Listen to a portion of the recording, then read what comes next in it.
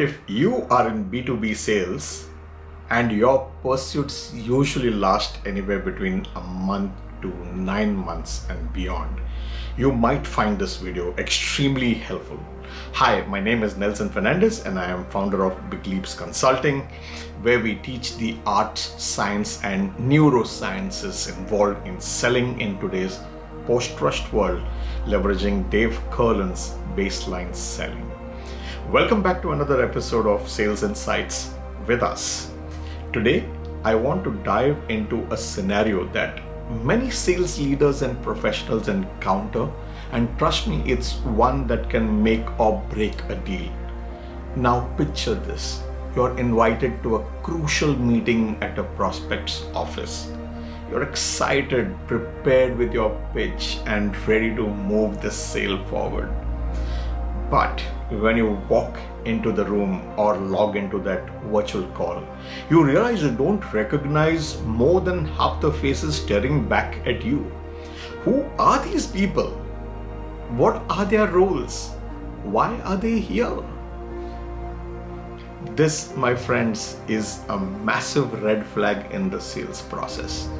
In baseline selling terms, it signals that you haven't fully qualified the opportunity or mapped out the decision-making landscape.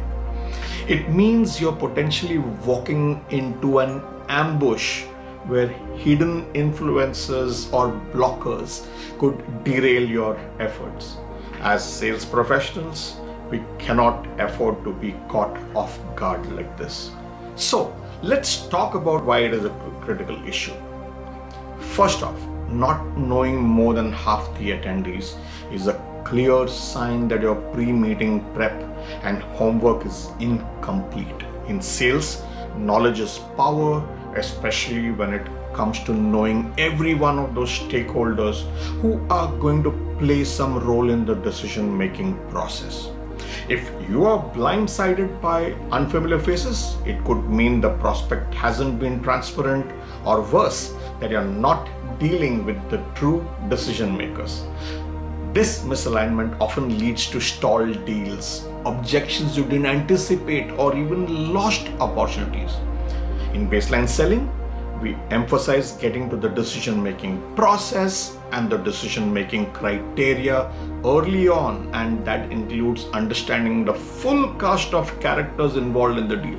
In fact, we strongly recommend that your very first prospecting call be made at the highest levels.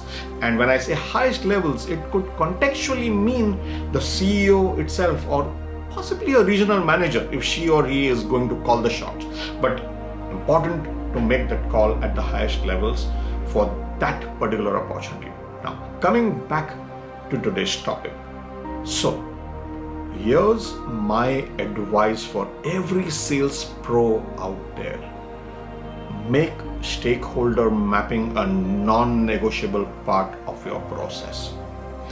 Before any important meeting, proactively ask your primary contact, who else will be joining us? Or even better still, who else cares about getting this problem solved? What are their roles and responsibilities? And in order to not sound like every other roadside salesperson, build comfort with the stakeholder you are coordinating the meeting with. Tell them why it will help you to get better prepared. Believe it or not, if they want to ensure that you get the business based on how authentically you ran the basis, they will be most happy to oblige. And if they are unwilling to share, or you find them making excuses, shame on you. You failed in your job to give them the necessary comfort. It's a huge red flag. So coming back, get the names, titles, and if possible a quick bio or their pain points to map them to your solution.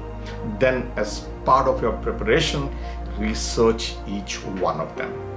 Use LinkedIn to review their profiles, understand their backgrounds, identify how your offering aligns with their problems, their goals. If you use Grok AI or ChatGPT, that can save you tremendous amount of time and give you a quick summary of the stakeholders, their backgrounds, publicly available information about the prospect, and so on and so forth.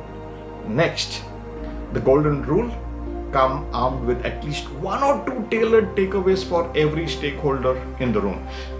These could be insights, value prop, or questions that show you have done your due diligence and that you have respected their time. For example, for the CFO, highlight ROI metrics. For the end user, focus on the ease of implementation. This way, no one leaves feeling like they wasted their time. In fact, everyone will see and walk away with the value. By doing this, you're not just avoiding red flags, you're building trust, you're helping uncover hidden needs and advancing the pursuit to closure more effectively. If you have faced these kind of situations yourself or on your team, reach out to us at Big Leaps Consulting. We train sales leadership using baseline selling to master these scenarios and close more deals.